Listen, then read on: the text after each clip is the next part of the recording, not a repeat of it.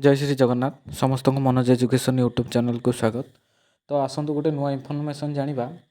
Board of secondary education Odisha Cuttack तरफ आसी Odisha teacher eligibility test को लेकिन 2026 जो होता it is inform all the candidate OTT 2026 for submission of any correction of change in there date from 17/8/2026 to 24/8/2026 with fine 200 per candidate to be deposited at the cash counter of head office.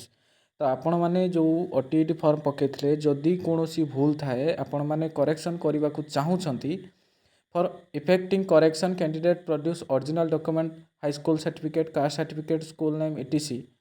तो आपण मैंने ये original document नहीं border head office को जाई आपण मैंने आपण मानकर करेक्शन करें 17/8 ରୁ 24/8 मध्य पर आपण मानक फाइन केते टଙ୍କା लगे ना 200 टଙ୍କା आपण को फाइन लगे जदि आपण मानकर किसी भूल थाए आपण माने करेक्शन करें।